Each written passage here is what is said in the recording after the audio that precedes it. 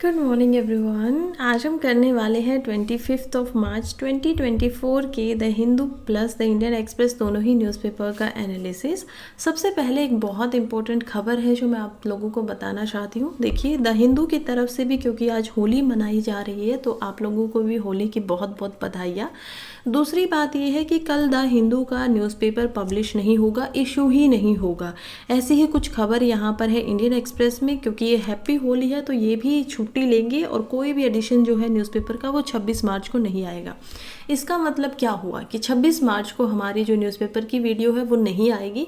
हालांकि मैं कुछ इंपॉर्टेंट न्यूज़ जो कि न्यूज़पेपर ना छोड़ के जो कि ऐसे ही आती हैं, जो ऐप पे आती हैं, उनको मैं आप लोगों के लिए ज़रूर इकट्ठा करके लेके आऊँगी, सो दैट हमारा जो करंट अफेयर का रिश्ता चल रहा है, हमारी जो प्रिपरेशन चल रही है वो ना रुके, तो उसके लिए रेडी रहेगा। अदरवाइज न्यूज़पेपर जो होगा उसकी छुट्टी होगी। अब हम स्टार्ट करते हैं आज के पहले आर्टिकल की तरफ, जो कि है बीजेपी की 5वीं लिस्ट आ चुकी है लोकसभा के इलेक्शंस के लिए, जिसमें जो कि बॉलीवुड की एक्ट्रेस है कंगना रनौत, उन्होंने भी यहाँ पर भाग लिया है, उनका भी नाम इसमें आया है। वो यहाँ पर बीजेपी के लिए इलेक्शन लड़ेंगे मंडी से, जो कि हिमाचल प्रदेश में पड़ता है, शायद ये इन्हीं का होम टाउन है, वहीं से यहाँ पर कॉन्टेस्ट करने वाली है। इसके अलावा केरला के जो पार्टी यूनियन के जो चीफ हैं, चीफ के सुंदरन, वो भी यहाँ पर कांग्रेस लीडर राहुल गांधी के लिए लड़ने वाले हैं वांगियाड़ से। बीजेपी ने लगभग 400 सीट्स जो 5वीं लिस्ट है उसके अंदर अभी तक क्लियर कर दी है। सारी 400 सीट्स उनके सामने आ चुकी है कि कहाँ कहाँ से वो कॉन्टेस्ट करने वाले हैं, कहाँ कहाँ से वो लड़ने वाले हैं।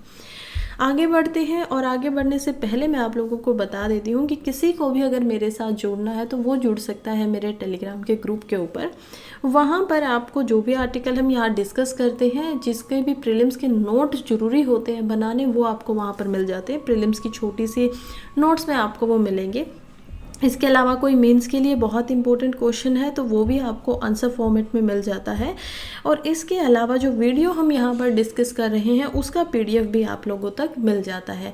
यहाँ पर अगर आपको कोई सवाल है तो आप एक कमेंट के रूप में यहाँ पर छोड़ पाते हैं, तो मैं उनको देखती हूँ और आप लोगों का रिप्लाई भी करती हूँ। खैर, इसका जो लिंक आपको मिलेगा ज्वाइन करने का, वो मिलेगा मेरे कमेंट बॉक्स के नीचे, यानी कि जिस वीडियो आप देख रहे हैं इसके कमेंट बॉक्स को खोलेंगे तो वहाँ पर आपको इसका ज्वाइनिंग का लिंक मिलेगा। तो चलिए देर किस बात की, स्टार्ट करते हैं। पहला ही आर्टिकल बहुत इंपॉर्टेंट है। देखिए, पाकिस्तान ने बासमती सीड की पायरेसी कर ली है। अब पायरेसी क्या होती है? आप किसी चीज़ को चुरा लेते हो। इंडिया में बासमती को बनाया जाता है, बासमती जो चावल होता है उसकी ज़्यादा हमने डेवलपमेंट की है, और ज़्यादा जो डेवलपमेंट की गई है वो भी की गई है IARI के द्वारा। अब ये IARI क्या होता है? IARI का मतलब होता है इंडियन एग्रीकल्चर रिसर्च इंस्टीट्यूट। इन्होंने जो हमारा बासमती है उसके ऊपर बहुत सारे डेवलपमेंट किए, उसको विकसित किया, उसको ज़्यादा बेहतर बनाया, और पाकिस्तान ने इसी के सीड्स को चुरा कर, हमारे ही बीजों को चुरा कर क्या किया कि अपने देश में उसका नाम बदल कर लोगों को देना शुरू कर दिया। अब इसमें देखिए, ये तो एक तरीके से उन्होंने क्या किया है, इलीगल काम किया है, पायरेसी की है। इसके अलावा भारत को इतना कंसर्न क्यों हो रहा है? चलो ठीक है ना, थोड़ा सा खा लेंगे बासमती, हमारे पास तो इतना होता है। कंसर्न की बात ये है कि हम देखेंगे कि पूरे के पूरे वर्ल्ड में इंडिया एंड पाकिस्तान दो ही ऐसे देश है जहां पर बासमती चावल बनाया जाता है। जिस बासमती चावल की हम बात कर रहे हैं, पाकिस्तान की जो इंपोर्ट वैल्यू है वो भी यहाँ पर यूरोपियन जो नेशंस है उसमें हमने जो बाहर एक्सपोर्ट करना था उसको कहीं ना कहीं वो काट देता। तो एक तो ये रीज़न हो गया कि इकोनॉमिकली हमें नुकसान हो रहा है। दूसरा ये रीजन हो जाता है कि हमने इसके ऊपर डेवलपमेंट किए, हमने इसके ऊपर रिसर्च किए, हमने इसको बनाया, और आप आए और आपने सीधा हमारे बीजों को अलग नाम दे के चला दिया। तो ये दूसरा प्रॉब्लम हो जाता है कि आपने क्या की है, चोरी की है एक तरीके से, और आप उसी को अब एक्सपोर्ट भी करोगे, बेचोगे भी। वहाँ के खुद के फार्मर्स भी अब उसी को उगा रहे हैं पाकिस्तान के। देखिए, किसान जो होते हैं उन्हें बहुत ज़्यादा पता नहीं होता है, राइट। उनको तो जो बीज मिल गया उनको तो उसको बोना है, तो उनकी इसमें कोई गलती नहीं है। लेकिन जो सीड मैन्युफैक्चरिंग कंपनीज इनको बेच रही हैं उनकी इसमें बहुत बड़ी गलती है।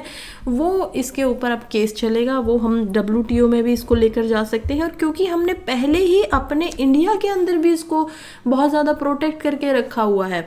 हमारे यहाँ पर दो देखिए एक्ट बनाए गए हैं। पहला तो है protection of plant varieties and farmer rights act, 2001 में ये बनता है।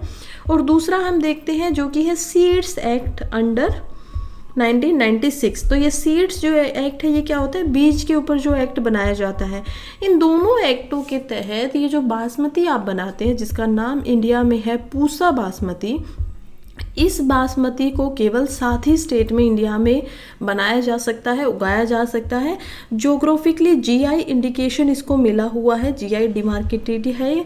और इंडिया में भी आप इसको कहाँ कहाँ उगा पाएंगे, पंजाब में उगा पाएंगे आप इसको, हरियाणा के अंदर उगा पाएंगे, Himachal Pradesh, Delhi, Uttarakhand and UP and 2 ऐसी डिस्ट्रिक्ट्स हैं जम्मू एंड कश्मीर की। तो ये ऐसे 7 ही स्टेट है जहाँ पर आप इनको उगा सकते हो। लेकिन पाकिस्तान ने क्या किया कि इन्हीं सीड्स को लिया और बिना किसी परमिशन के, बिना किसी मोहलत के उन्होंने जाकर बस उसको वहाँ पर उगाना शुरू कर दिया।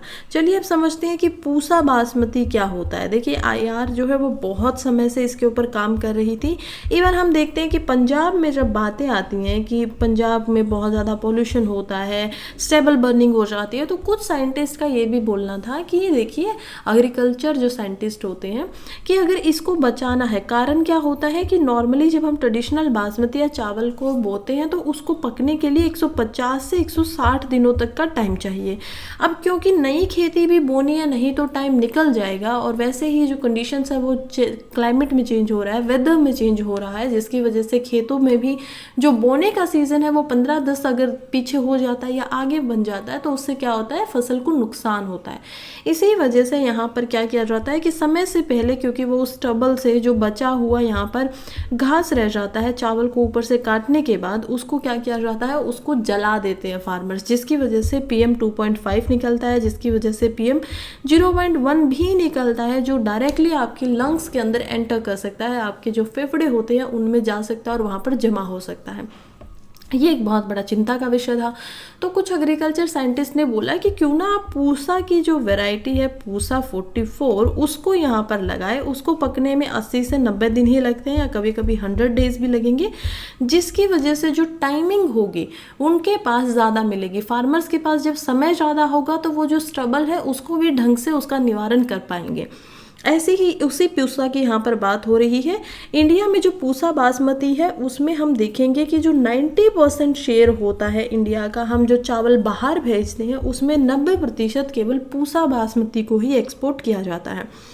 इंडिया की बात करें तो इंडिया में ओवरऑल जो एक्सपोर्ट होता है वो काफ़ी है, 372 बिलियन का हम देख पाएंगे। अप्रैल जनवरी 2022 से 2023 का ये डाटा है।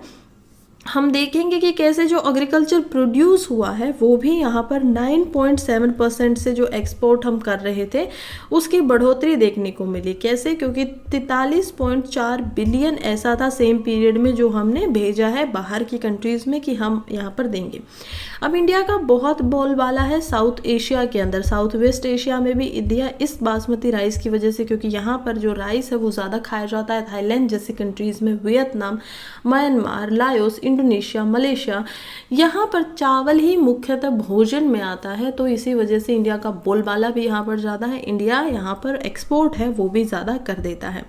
लेकिन जब यूरोप की बात आती है, जब हम देखते हैं वेस्टर्न कंट्रीज़ की, तो वहाँ पर पाकिस्तान जो है वो भी यहाँ पर बासमती को एक्सपोर्ट कर देता है, जिसकी वजह से जो इंडिया का एक स्फेयर है, इंडिया का जो एक शेयर होता है वो यहाँ पर थोड़ा कम, ऐसा नहीं है कि पाकिस्तान से कम हो जाता है, नहीं, देखिए इंडिया का जो शेयर है वो बहुत ज़्यादा, हम मान सकते हैं कि 70% वहाँ पर भी इंडिया के बासमती को ही खरीद रहे हैं। लेकिन इसमें फ़र्क है, क्योंकि एक तो इंडिया की जो करेंसी है वो $83 पे पहुंच चुकी है, और पाकिस्तान की जो वीक करेंसी है, वीक करेंसी कैसे, उनकी करेंसी होती है यहाँ पर लगभग $272, और ये $272, $1 में उनके $272 होंगे। तो इससे क्या हो गया, इससे ये हो गया कि वो जो राइस देंगे वो चीप होगा, सस्ता होगा। तो इसी वजह से वीक करेंसी की वजह से वहाँ पर थोड़ा सा कंपटीशन ज़्यादा दिखाई देता है, ये है ज़्यादा प्रॉब्लम। यार कुछ वैरायटीज़ की अगर हम और बात करें तो ट्रेडिशनली जो टॉल बासमती वैरायटी होती हैं जो बनाई जाती हैं यहाँ पर पाकिस्तान में भी, इंडिया में भी, जो कि पहले से समय से चलती आ रही है, उसमें है तरूरी नाम की, उसके अंदर है देहरादूनी, CSR हम देख पाएंगे। ये ऐसी है जिनमें से 1 एकड़ खेत में से 10 से 12 क्विंटल ही राइस जो है या पैडी जो है वो निकल सकता है, और वो भी हस्क के साथ में। आप यहाँ पर चावल को देखेंगे, चावल कभी भी ऐसा वाइट नहीं लगता, उसके ऊपर जैसे कि गेहूं के ऊपर आप देख पाते एक हस्क होता है, एक छिलका होता है, वैसे ही राइस के ऊपर भी एक छिलका होता है, तो 10 से 12 क्विंटल ही निकल पाता है। लेकिन IARI की यहाँ पर बहुत सारी रिसर्च के बाद में, वैरायटी के बाद में, जब हम पूसा बासमती 1 को रिलीज़ करते हैं तो उसकी जो कमर्शियल कल्टीवेशन होती है वो शुरुआत होती है 1989 से, 1989 से, जिसकी जो यील्ड थी, जो निकल रहा था, वो 25 से 26 क्विंटल यहाँ पर निकल पा रही थी पैडी, और वो भी 135 से 140 दिनों के अंदर ही निकल पा रही थी, यानी कि समय भी कम ले रही थी और जो खेती में से यहाँ पर फसल निकल रही थी वो भी ज़्यादा निकल रही थी। हम देखते हैं कि पूसा बासमती 11-21 को रिलीज़ किया जाता है 2003 के अंदर, जिसमें और ज़्यादा यहाँ पर डेवलपमेंट किए गए थे, और इसको वैसे तो समय तो ज़्यादा लग रहा था, ये 140 से 145 दिन ले रहा था पूरा पकने में, लेकिन अगेन जो इससे यील्ड निकल कर आ रही थी वो 20 से 21 क्विंटल थी, और इसकी जो लेंथ थी वो भी काफ़ी बड़ी थी, 8 हम इसको मान सकते हैं, और ये 21.5 कुकिंग के अंदर कुक होने के बाद बन जाता था। तो ये काफ़ी लंबे बासमती थे जिनको पसंद किया जाने लगा। इसके अलावा एक जो टेक्निक है इंडिया के अंदर, उस टेक्निक को बोला जाता है कि कैसे इंडिया जो है वो जो राइस निकालता है उसमें पकाने के समय में थोड़ा सा कम टूटते हैं। क्यों कम टूटते हैं? क्योंकि हम जो कमर्शियल करते हैं किन्हीं भी ग्रेन को, उसमें जो हमारी पैडी होती है, पैडी क्या होती है? धान। अब धान को क्या किया जाता है? काट कर उसको बाहर निकालने से पहले, पौधे में से बाहर निकालने से पहले उसको गर्म पानी में एक बार थोड़ी देर के लिए उबाला जाता है, जिससे जब वो और हार्ड हो जाएंगे, जब वो दोबारा ठंडे होंगे तो वो और ज़्यादा मजबूत हो जाएंगे, हार्ड होंगे, और उसके बाद उनको निकाला जाएगा तो वो कुकिंग में कम टूटेंगे। अब ये जो टेक्निक है इसका इस्तेमाल पाकिस्तान के द्वारा भी किया जाना शुरू कर दिया गया है, जो कि अगेन थोड़ा बहुत कंसर्न इंडिया को दे सकता है। खैर, इस केस को अभी, क्योंकि ये इंटेलेक्चुअल प्रॉपर्टी राइट्स का वायलेशन कर रहा है पाकिस्तान के द्वारा, तो इसी वजह से इसको बायलेटरल फोरा के अंदर हम रेलिवेंट कर सकते हैं, और WTO के अंदर भी इसको लेके जा सकता है, जो कि है वर्ल्ड ट्रेड ऑर्गेनाइजेशन, क्योंकि यहाँ पर गड़बड़ की जा रही है। यहाँ पर जो जिस तरीके से आपको आगे बढ़ना चाहिए आप वैसे नहीं बढ़ रहे हो, आप किसी की पीठ में छुरा घोंप के आगे बढ़ रहे हो, तो इसी वजह से ये गलत है, और इसी वजह से इस पर कार्रवाई जो है वो इंडियन गवर्नमेंट को बिल्कुल लेनी चाहिए। नेक्स्ट आर्टिकल जो है वो है TB control in India calls for person centred solution. देखिए, आर्टिकल जो है लिखा गया है डॉक्टर सोमा स्वामीनाथन के द्वारा, जो कि चेयरपर्सन है MS स्वामीनाथन रिसर्च फाउंडेशन की। वो चीफ साइंटिस्ट हैं WHO के अंदर भी, वर्ल्ड हेल्थ ऑर्गेनाइजेशन के अंदर भी। तो MS स्वामीनाथन को यहाँ पर सब जानते हैं, वो एग्रीकल्चर के ग्रीन रेवोल्यूशन के पिता जिनको माना जाता है। अभी एक ही महीने पहले उनको भारत रत्न से भी नवाजा गया है। तो क्योंकि ये इस साल में काफ़ी बार खबरों में रहे हैं, तो प्रीलिम्स के लिए 2025 के लिए भी बहुत रेलिवेंट हो जाते हैं, तो इनको जरा आप अच्छे से पढ़िएगा।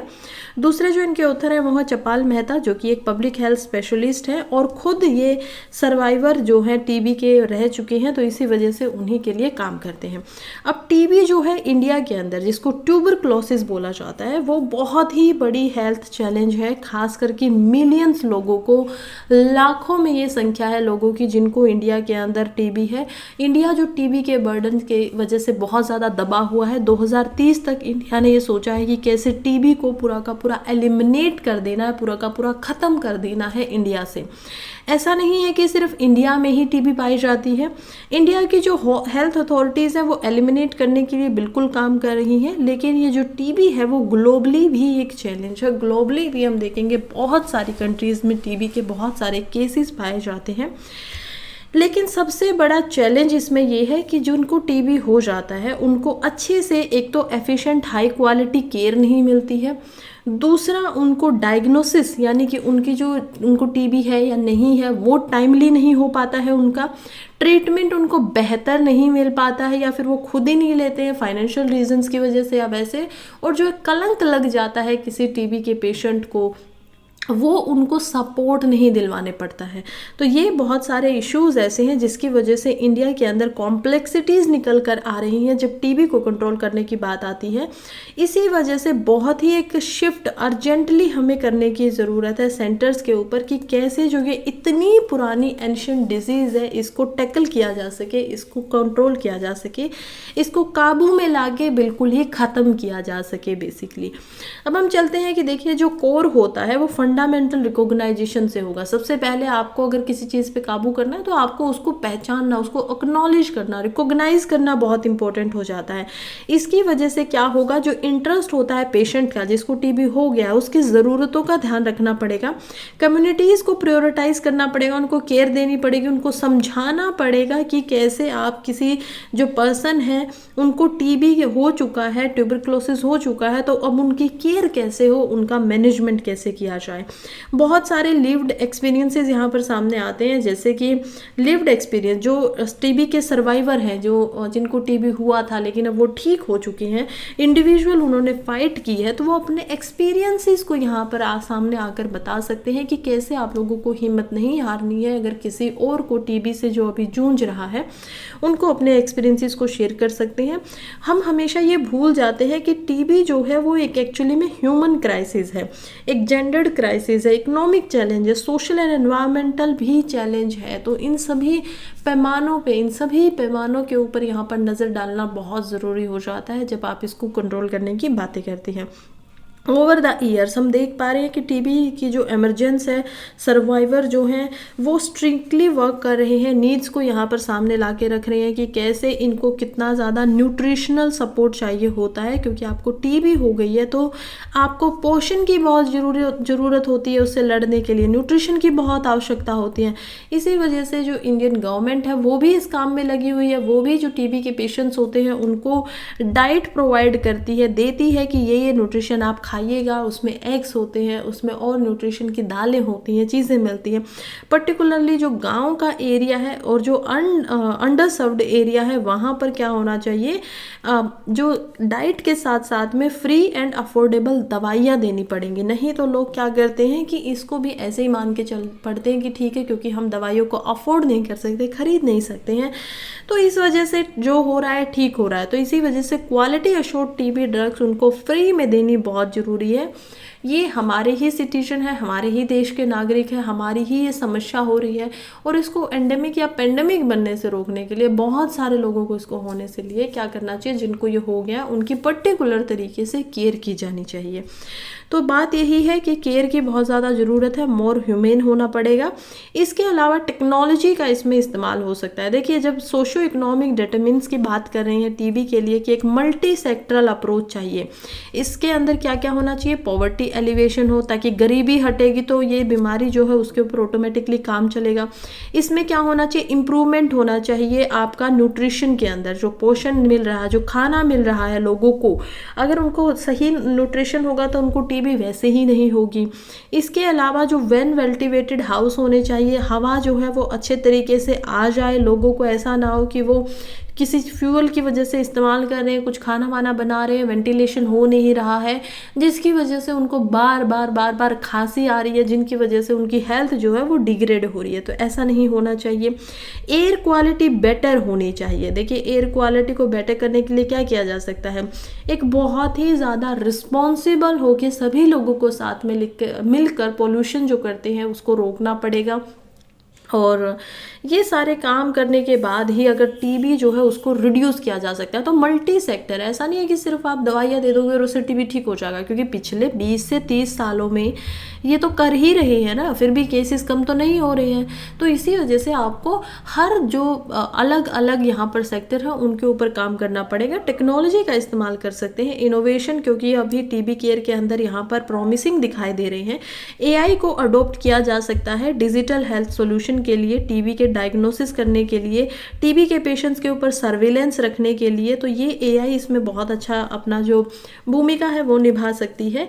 टीबी को एलिमिनेट करने के लिए इंडिया को कॉन्सर्ट इफेक्ट चाहिए। देखिए, उनको पर्सन सेंटर्ड केयर की बहुत ज़्यादा ज़रूरत है। सोशल डिटरमिनेंट्स जो है हेल्थ के, उनको एड्रेस करना पड़ेगा, और साथ ही में इनोवेशन, यानी कि जो नई कोई चीज़ बनती है, जो इनोवेट किया जाता है, उसको भी यहाँ पर अपनाना पड़ेगा। इंडिया ओवरकम कर सकता है, बिल्कुल कर सकता है। जो ये बैरियर हमारे सामने है, एक अवरोध हम देख सकते हैं टीबी का हमारे सामने, उसको बिल्कुल काबू में किया जा सकता है, और इसके जितने भी सिटीजन्स हैं वो हेल्दियर फ्यूचर को एडमायर कर सकते हैं, अगर ठीक तरीके से इसके ऊपर काम किया जाए तो। नेक्स्ट आर्टिकल की तरफ बढ़ते हैं, जो कि है on the resurgence of mumps in Kerala. देखिए, मम्स जो है एक बीमारी है, ये बीमारी ज़्यादातर बच्चों में देखने को मिलती है। केरला जो स्टेट है उसके अंदर हम देख पाएंगे बहुत सारे ऐसे स्टूडेंट्स हैं जो स्कूल में गए और उन बच्चों को ये बीमारी हो गई।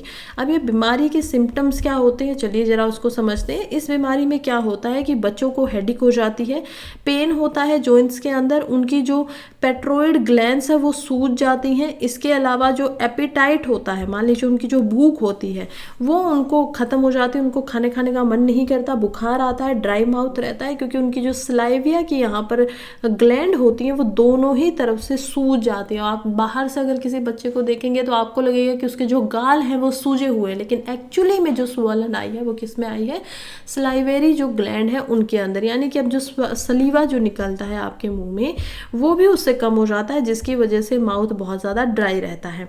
अब इसको प्रिवेंट कैसे किया जा सके, क्योंकि इसकी वैक्सीनेशन बनी हुई है, लेकिन उसको जो यूनिवर्सल इम्यूनाइजेशन प्रोग्राम होता है उसके अंदर ऐड नहीं किया गया है, क्योंकि इससे बच्चों की जो डेथ है वो कम होती है, मौत नहीं होती है। तो इसी वजह से गवर्नमेंट ने इसका जो इम्यूनाइजेशन है वो कम किया है उसके अंदर, जिसकी वजह से हम देख पाते हैं कि बच्चों को इससे बहुत ज़्यादा जूझना पड़ता है। अगर उनको यूनिवर्सल हेल्थ के अंदर उसको दे दिया जाए, इम्यूनाइजेशन जो प्रोग्राम होता है, इंजेक्शन जो लगते हैं बच्चों को स्कूल के अंदर, कैंप्स के अंदर गवर्नमेंट के द्वारा अलग अलग बीमारियों के, तो जैसे पोलियो के इंजेक्शन होते हैं, तो इस बीमारी से भी बचा जा सकता है।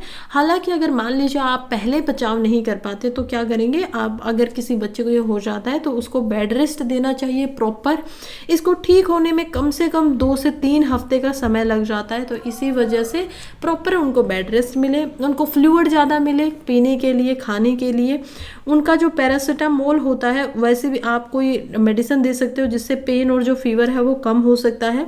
इसके अलावा जो पेट्रोइड ग्लैंड है जो सूजी हुई है उनको कंप्रेस किया जा सकता है, धीरे धीरे कोल्ड कंप्रेस आप करेंगे, बर्फ़ से उनकी सिकाइयाँ करेंगे तो शायद उसमें आराम मिलेगा।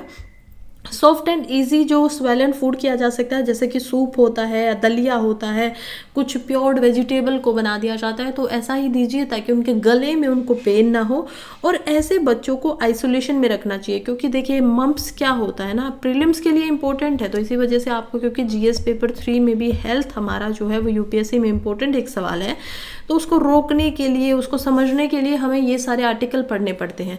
मम्प्स जो है वो एक वायरस है, इन्फेक्शन वायरस है जो एयरबोर्न है। अगर हवा में ये चला जाता है तो एयर से ये आपके अगर ऊपर आ गया तो आपको ये वायरस हो जाएगा। और वायरस मोस्टली एयरबोर्न ही होते हैं, हवा से एक दूसरे के साथ ट्रांसफ़र कर सकते हैं। बैक्टीरिया जो होते हैं वो लिविंग नहीं होते। देखिए बैक्टीरिया जो होगा, मान लीजिए वो हवा में चले गए हैं तो वो जिंदा नहीं रह पाएंगे ज़्यादा समय के लिए। अगर वो किसी लिविंग चीज़ के ऊपर है तभी वो लिव कर पाएंगे, तभी वो जिंदा रह पाएंगे और तभी वो बॉडी के अंदर आकर अपना काम कर सकते हैं। वायरस के साथ उल्टा होता है। वायरस क्या होते हैं कि जब ये एयर में है या कहीं ऐसी नॉन लिविंग चीज़ के ऊपर है, मान लीजिए किसी दरवाजे के ऊपर है, किसी ऐसी जगह पर है, तो क्या होगा कि ये लोग डेड स्टेट में रहेंगे, मरे हुए रहेंगे। और लेकिन जब जैसे ही ये आपके किसी लिविंग थिंग के साथ कांटेक्ट में आएंगे बाय आई, नोज और माउथ, तो उसी समय पे ये क्या हो जाते हैं, जिंदा हो जाते हैं। तो ये एक प्रॉब्लमेटिक सिचुएशन है। इसके समाधान के लिए यही किया जा रहा है कि कैसे जो नेशनल लेवल पे केरला स्टेट भी इसकी गुहार लगा रही है कि गवर्नमेंट क्या करे, जो इम्यूनाइजेशन प्रोग्राम है, यूनिवर्सल इम्यूनाइजेशन प्रोग्राम, उसके अंदर इसकी वैक्सीन को डाल दे, क्योंकि ये एपिडेमिक की तरफ फैल रहा है। बच्चे जो 2-2 हफ्ते तक स्कूल नहीं जाते हैं, फिर चले जाते हैं स्कूल में, और स्कूल से एक बच्चे के होने के बाद में ये लगभग सभी को हो जाता है जो वहाँ पर होते हैं। इसमें 70% जो बच्चे होते हैं उनको ये सारे सिम्टम्स दिखाई देते हैं। पेन होता है, जॉइंट्स में स्वेलन, पेट्रोल ग्लैंड्स हो जाती है। 30% ऐसे होते हैं जो एसिम्टमेटिक होते हैं, यानी उनको सिम्टम्स नहीं दिखाई देंगे, वायरस जरूर है अंदर, इन्फेक्शन जरूर है, वो काम भी कर रहा है अपना अंदर ही अंदर, लेकिन उसके कोई खास सिम्टम्स उनको दिखाई नहीं देंगे। तो ये एक प्रॉब्लम है फिलहाल केरला स्टेट गवर्नमेंट के सामने, जो बहुत बड़ी समस्या उन्हें दिखाई दे रही है। नेक्स्ट आर्टिकल की तरफ बढ़ते हैं, जो कि है why are the new rules for elephant transfers. देखिए एलिफेंट को यहाँ पर जो हाथी होते हैं उनको एक जगह से दूसरी जगह पर पहुँचाने के लिए कुछ नए रूल्स बनाए गए हैं। क्या वो नए रूल्स हैं, क्या वो नए कानून हैं, नियम हैं, चलिए ज़रा उनको देख लेते हैं। एलिफेंट जो है सबसे पहले एक ऐसा जानवर है जिसको प्रोटेक्ट करने के लिए एलिफेंट को एक कैप्टिव एलिफेंट ट्रांसफ़र और ट्रांसपोर्ट रूल 2024 निकाले गए।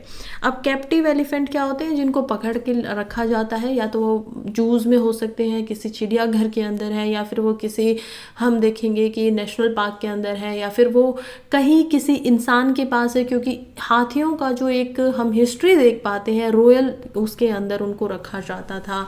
अभी भी कुछ महावत, कुछ फैमिलीज ऐसी हैं जो उनको रखती हैं, तो इसी वजह से उनको उनके पास रहने दिया जाता है। लेकिन अगर उनको भी ट्रांसफ़र करना है आपको, मान लीजिए आप किसी एक जगह से उसको दूसरी जगह लेके जा रहे हो, किसी एक जगह से, तो आपको क्या करना पड़ेगा, किसी एक स्टेट से दूसरी स्टेट में लेके जा रहे हो, तो आपको जो वहाँ के चीफ वार्डन होते हैं फॉरेस्ट के, सबसे पहले आपको उनसे लिखित में परमिशन लेनी पड़ेगी, और उसी के बाद आप उनको ट्रांसफ़र कर सकते हो। फिलहाल बात करते हैं कि इन ट्रांसफ़र रूल्स के अलावा हाथी को इंडिया में प्रोटेक्ट करने के लिए रखा कहाँ गया है। हम देखते हैं कि हमारे पास एक वाइल्ड लाइफ प्रोटेक्शन एक्ट है जो कि बना था 1972 के अंदर। इस एक्ट के तहत हमारा जो हाथी होता है उसको रखा जाता है शेड्यूल 1 में। अब शेड्यूल 1 का मतलब होता है कि आप ना ही तो इसको कैप्टिव कर सकते हो, ना ही इसको कैप्चर कर सकते हो, ना ही इसका व्यापार कर सकते हो। कैसी भी सर्कमस्टेंसेस हो, कैसी भी स्थितियाँ हो, आप हाथी को बेच नहीं सकते हो, कमर्शियल चीज़ों के लिए उसका इस्तेमाल नहीं किया जा सकता है। ये इसको प्रोटेक्ट करने के लिए बनाया गया है। सेक्शन 12 जो है एक्ट का, वो बोलता है कि कैसे जो शेड्यूल 1 के एनिमल्स हैं उनको ट्रांसलोकेट करना है, उनको एक जगह से दूसरी जगह लेके जाना है किसी स्पेशल पर्पज़ के लिए, जैसे कि एजुकेशन के लिए, साइंटिफिक रिसर्च के लिए, तो ये हो सकता है। लेकिन मान लीजिए पॉपुलेशन को आपको बढ़ाना है, एक जगह पे पॉपुलेशन ज़्यादा हो गई है, अब आपको मैनेज करना, तो आप उस हाथी को दूसरी जगह पे किसी दूसरे नेशनल पार्क लेके जा रहे हो, तो ऐसा करने के लिए आपको एक तो वाइल्ड एनिमल को कोई हार्म नहीं होना चाहिए, दूसरा आप क्या करोगे, उसके कलेक्शन जो होते हैं स्पाइसमैन के जूस के अंदर, म्यूजियम के अंदर, सिर्फ वहीं पर किए जा सकते हैं। यानी कि जो उसका एनीथिंग जो भी उसके स्पम होते हैं पॉपुलेशन के लिए, सारी चीज़ें जो भी उस पर रिसर्च की जाएगी वो केवल और केवल किसी जू या म्यूजियम में ही की जाएगी। कुछ कैप्टिव एलिफेंट होते हैं जिनका हिस्टोरिकल रोल है, तो उसके लिए अलग से एक सेक्शन जो है वो बताता है, जो कि ये section 40 of wild life protection act. ये कहता है कि देखिए वैसे तो हाथियों को रखना, एक्वायर करना, उनका पोजीशन करना और किसी को ट्रांसफ़र करना, इस सब के लिए आपको एक रिटन परमिशन चाहिए chief wild life warden of the जो स्टेट है उनसे। 2021 में हम देखते हैं कि एनवायरनमेंट मिनिस्ट्री जो है कुछ अलग अमेंडमेंट लेके आती है, जो कहती है अगर किसी एलिफेंट को रिलीजियस पर्पज़ के लिए भी यहाँ पर किसी जगह पर लेकर जाया जा रहा है तो वो लेके जाया जा सकता है रिसर्च के अंतर्गत, लेकिन उसके लिए भी आपको परमिशन चाहिए रिटन में। और इलीगल जो कमर्शियल ट्रांजेक्शन होती है वो किसी भी प्रकार से यहाँ पर नहीं हो सकती हैं। ये सब थे यहाँ पर रूल्स। इसी में एक सवाल उठाया जा रहा है कि देखिए इंडिया का जो सबसे बड़ा लार्जेस्ट प्राइवेट जू जो बना है वो बना है जामनगर के अंदर गुजरात में, और इसमें हम देख पाएंगे जो कि बनाया गया है रिलायंस फाउंडेशन के द्वारा। इसके अंदर यहाँ पर रिलायंस फाउंडेशन, आई होप आप लोग समझ पाएंगे कि जो मिस्टर मुकेश अंबानी है उनकी वो कंपनी है, और उनके जो बेटे हैं अनंत अंबानी वो इस पूरे के पूरे स्ट्रक्चर को यहाँ पर संभालते हैं। इसमें 200 से ज़्यादा हाथियाँ हैं। ऐसा माना जा रहा है कि ये वो हाथी हैं जिनको रेस्क्यू किया गया, जिनको चोट लगी हुई थी, जिनको यहाँ पर बचाया गया है। लेकिन कुछ ऐसा एक पीरियोडिक हिमाल साउथ एशिया के नाम से इन्वेस्टिगेशन जर्नलिस्ट है जिन्होंने पब्लिश किया कि देखिए कंट्रोवर्सी ये है कि इसके अंदर हैंडली एनिमल्स को भी रखा जा रहा है, तो उसमें गवर्नमेंट क्या कर रही है, उसके रिगार्डिंग गवर्नमेंट्स के क्या रूल हैं। इसी की वजह से यहाँ पर एक छोटी सी कंट्रोवर्सी ये बनी हुई है कि ऐसा सही में ऐसा क्यों होने दिया जा रहा है, जब आपका ये वाइल्ड लाइफ प्रोटेक्शन एक्ट के तहत इसको इतना सेफ किया जा रहा है, इसके लिए कॉरिडोर्स बनाए जाते हैं, तो ऐसा क्यों हो रहा है। आगे बढ़ते हैं और नेक्स्ट आर्टिकल को देखते हैं जो कि है to curb illegal trade health ministry tells state to plug gaps in compiling data of organ donors. देखिए, हेल्थ मिनिस्ट्री की तरफ से जो union health and family welfare ministry है उन्होंने कुछ कंसर्न दिखाए हैं कुछ स्टेट्स के ऊपर, जैसे कि ह्यूमन ऑर्गन की यहाँ पर बात हो रही है। ह्यूमन ऑर्गन के लिए क्या होता है, देखिए जब किसी का ऑर्गन क्या होता है, हमें आपको ये समझा देती हूँ। सबसे पहले हमारी जो बॉडी होती है वो बहुत सारे सेल्स से बनकर बनी होती है। मैं इसको परमानेंटली लिख देती हूँ सो दैट अगर मैं शेयर करूँ तो आप लोग इसको अच्छे से समझ पाए। बहुत सारे सेल से हमारी बॉडी बनती है। सेल जब काफ़ी सारे सेल इकट्ठे हो जाते हैं तो वो टिश्यू बनाते हैं। टिश्यू जब बहुत सारे इकट्ठे हो जाते हैं तो टिश्यू से हम देखते हैं कि यहाँ पर मसल्स बनती हैं, ऑर्गेनिज्म बनते हैं या ऑर्गन यहाँ पर बनेगा। उसके बाद में जब ये इकट्ठे हो जाएंगे तो इनसे क्या बनता है, इनसे बनेगा कोई ऑर्गन। ऑर्गन से क्या बनता है, ऑर्गन स्ट्रक्चर बनता है। तो ऑर्गन का मतलब होता है यानी कि जैसे कि आपका मान लीजिए हार्ट है वो एक ऑर्गन है, आपके जो लंग्स हैं वो एक ऑर्गन होते हैं। तो इसी तरीके से ये अलग अलग ऑर्गन सिस्टम होते हैं जो बहुत छोटी छोटी चीज़ों से हमारे इकट्ठा होकर बनकर यहाँ तक बने होते हैं। इन्हीं ऑर्गन्स को अब किसी की डेथ हो जाती है मान लीजिए और 24 घंटे के अंदर अंदर किसी दूसरा इंसान है जिसकी डेथ होने वाली है, लेकिन अगर उसकी किडनीज़ को यहाँ पर चेंज कर दिया जाता है या फिर उसको हार्ट की ज़रूरत है, दिल की ज़रूरत है, अगर उसे वो ऑर्गन किसी उस इंसान का मिल जाता है जिसकी डेथ हो चुकी है, वो हार्ट जो था वो बिल्कुल सही है उसका, तो वो बच जाएगा। इसी नोबल कार्य को करने के लिए ऑर्गन्स को ट्रांसप्लांट करने की परमिशन जो है वो दी गई है सरकार के द्वारा। हम देख पाते हैं कि इसके लिए 2 एक्ट बने हुए हैं। पहला जो एक्ट है वो जाना जाता है नोटो के नाम से। नोटो का क्या मतलब होता है, national organ and tissue transplant organisation. ये एक ऑर्गेनाइजेशन बनाई गई है और इसको बनाया किस एक्ट के तहत गया है, इसको बनाया गया है थोटा के तहत। थोटा का मतलब होता है transplantation of human organ and tissue उस एक्ट। देखिए 1994 में ये एक्ट बनता है और उसी के तहत ये जो संस्था है, नोटो की जो संस्था है, national organ and tissue transplant organisation, इसको बनाया गया था। अब इसका काम होता है कि ये सारा का सारा जो भी डाटा है उसको कलेक्ट करके रखे, कितने जो डेथ हुई हैं, कितने लिविंग ऐसे लोग हैं जो जिंदा रहते हुए भी ट्रांसप्लांट कराना चाहते हैं। क्योंकि मान लीजिए किसी को फैमिली मेम्बर है कोई और उनकी एक किडनी खराब हो गई है, तो एक किडनी पे भी इंसान जिंदा रह सकता है। कुछ समय के बाद उनकी दूसरी किडनी भी खराब हो जाती है, अब उनको एक किडनी चाहिए।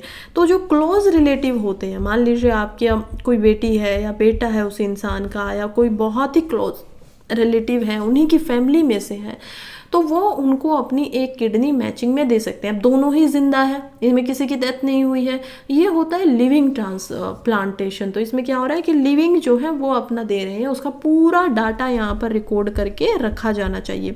प्रॉब्लम क्या आई है, देखिए जो एडवाइजरी है वो यही बातें कर रही है। प्रॉब्लम यहाँ पर है कि क्या हो रहा है कि कुछ ऐसी स्टेट्स हैं जो या तो लिविंग्स का पूरा डाटा नहीं रख रही है कि जिंदा इन्होंने किसी ने यहाँ पर ट्रांसप्लांट करवाए, कुछ ऐसी हैं जो डाटा रख ही नहीं रही हैं, कुछ ऐसी स्टेट्स हैं जो पूरा डाटा प्रोवाइड नहीं कर रही है, आधा ही डाटा दे रही है। तो इसी वजह से यहाँ पर जो हेल्थ मिनिस्ट्री है उनको सामने आके बोलना पड़ रहा है कि देखिए आपको पूरा डाटा रखना पड़ेगा, पूरे जो आंकड़े हैं उनको एक एक करके रखिए ताकि इसमें कुछ गलत ना हो।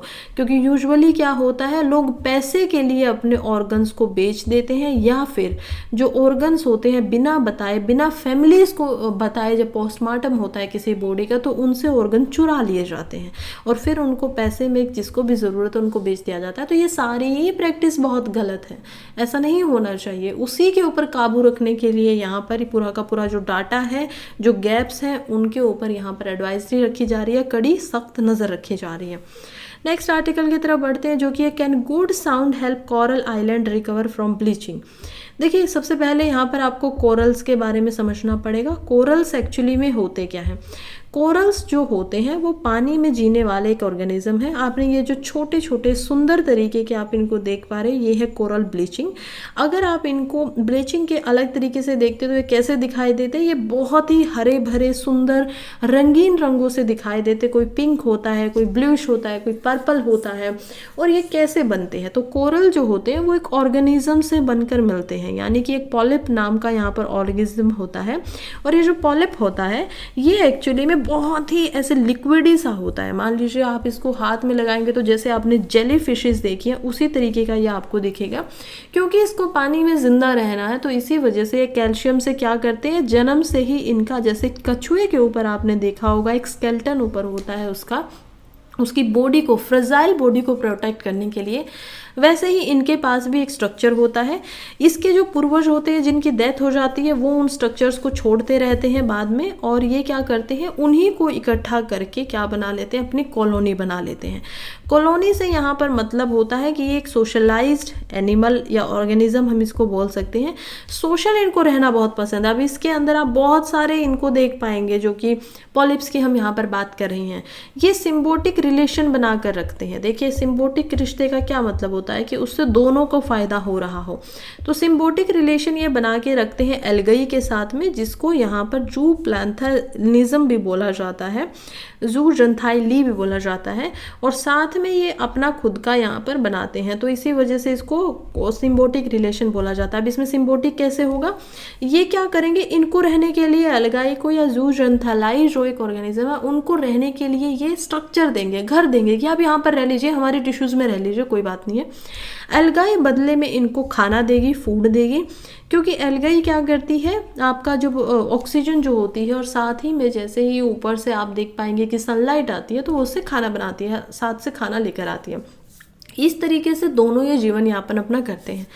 लेकिन पिछले कुछ समय से हम देख रहे हैं कि बहुत सारी कोरल ब्लीचिंग हो रही है। बहुत इंपॉर्टेंट टॉपिक है आपका एनवायरनमेंट के अंदर, और इस पे मेंस में सवाल पहले भी पूछे जा चुके हैं और प्रीलिम्स में सवाल भी आ चुके हैं। तो इसको ज़रा ध्यान से पढ़िए, एनवायरनमेंट जीएस पेपर 3 में आपका ये पूछा जाएगा।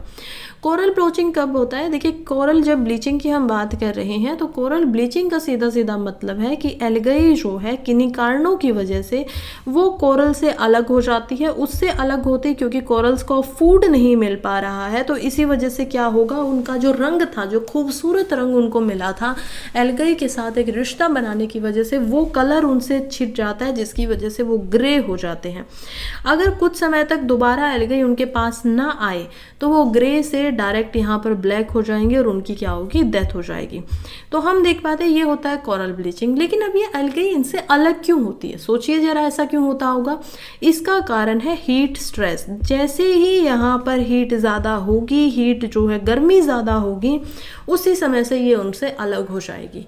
और क्योंकि ये इतने हीट को यहाँ पर नहीं झेल सकते हैं, और इसी वजह से यहाँ पर ये कोरल ब्लीचिंग जैसे फिनोमिनाज जो है वो दिखाई देते हैं। अब हम चलते हैं कि गुड साउंड्स का क्या मतलब है। देखिए आइलैंड पे बहुत सारे ऐसे आइलैंड है, जैसे कि वर्जिन आइलैंड है, यहाँ पर हम देख पाएंगे यूएस के अंदर।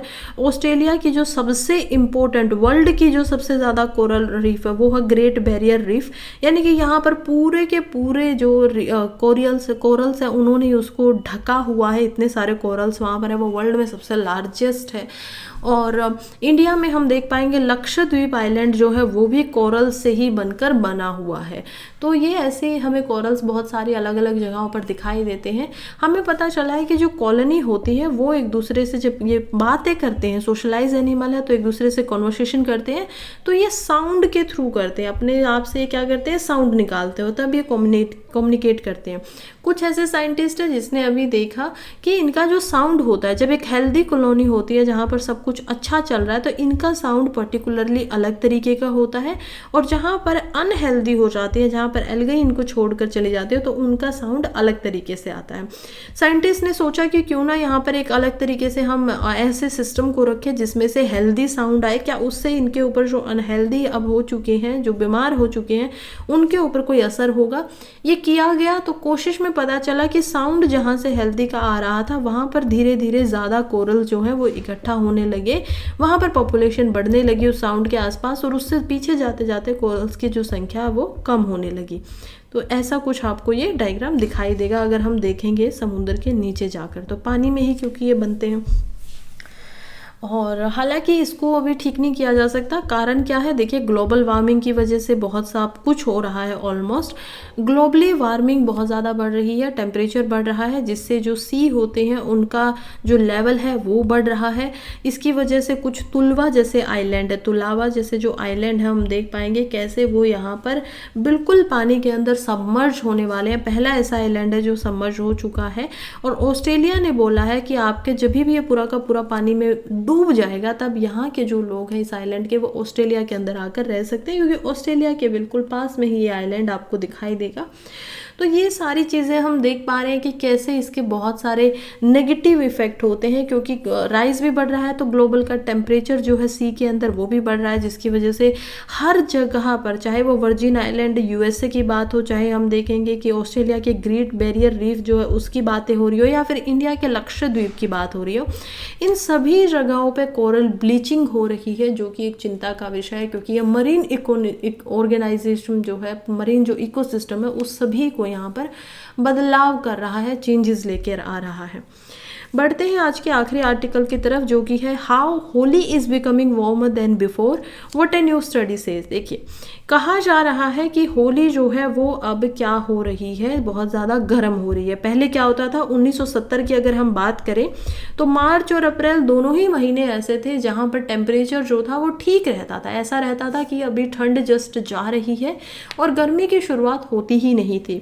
लेकिन अब क्या हो गया है, हॉट मैप को आप देखेंगे कि कैसे 40 डिग्री तक का यहाँ पर वेरिएशन दिखाई दे रहा है। पहले जो यहाँ पर अगर हम ठंड देख पाते थे, मान लीजिए 1970 में जिन एरियाज़ में यहाँ पर 0 डिग्री तक की भी ठंड होती थी, अब वो 50 साल के बाद में वहाँ पर 25 डिग्री तक की यहाँ पर हम देखेंगे टेम्परेचर बढ़ा हुआ है स्टेट में।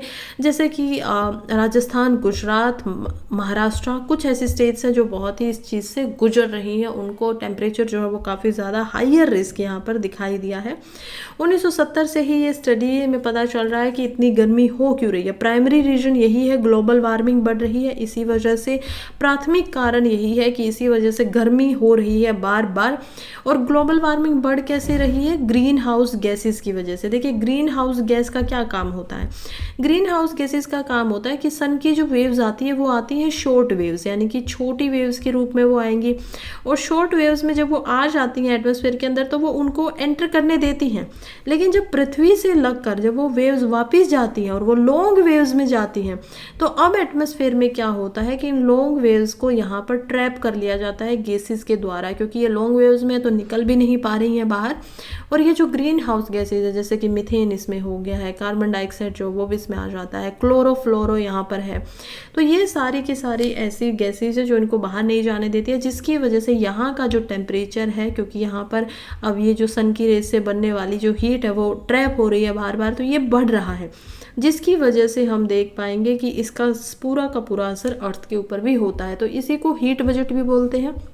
ज्योग्राफी में आप लोगों ने ज़रूर पढ़ा होगा कि कैसे अगर 100 यूनिट यहाँ पर सन से आती हैं तो बर्फ़ ऐसी है जो पूरे के पूरे 90 से 95% जितनी भी उसके ऊपर सनरेज आती हैं सन की, जो हम बोलते हैं कि सामने से पड़ती हैं, उसको वापस भेज देती है। पानी ऐसा होता है जो यहाँ पर 80 से 90% तक जितनी भी सनरेज आती है उनको अपने अंदर डीपली समुद्र में ले लेता है, और ज़मीन पर यहाँ पर 70% तक सनरेज को ज़मीन जो पेड़ पौधे हैं उसका इस्तेमाल करते हैं और बची हुई 30 को वापस भेज देते हैं। तो जितनी यूनिट हम लेते हैं एक दिन में, अगर हमने 100 ली है तो हम देख पाएंगे कि कैसे उसी 100 को हम बाहर भी निकालते हैं, सो दैट जो बजट है वो पूरा का पूरा बना रहे। वो किस प्रकार से बाहर निकलेगा वो सब आप ज्योग्राफी के अंदर समझ सकते हैं। खैर, यहीं पे आज की हमारी जो न्यूज़पेपर की वीडियो है वो ख़त्म होती है। Thank you so much for being here, जो भी अभी तक यहाँ पर जुड़ा हुआ था मेरे साथ। और वीडियो अगर पसंद आई हो तो प्लीज़ वीडियो को लाइक कर दीजिए, कमेंट कर दीजिए, चैनल को सब्सक्राइब कर दीजिए, इससे मुझे और हौसला मिलेगा, मैं आप लोगों के लिए और अच्छी वीडियो बनाकर लेकर आऊँगी। अभी के लिए चलती हूँ, कल फिर से मिलेंगे, तब तक के लिए पढ़ते रहिए, आगे बढ़ते रहिए। All the very best.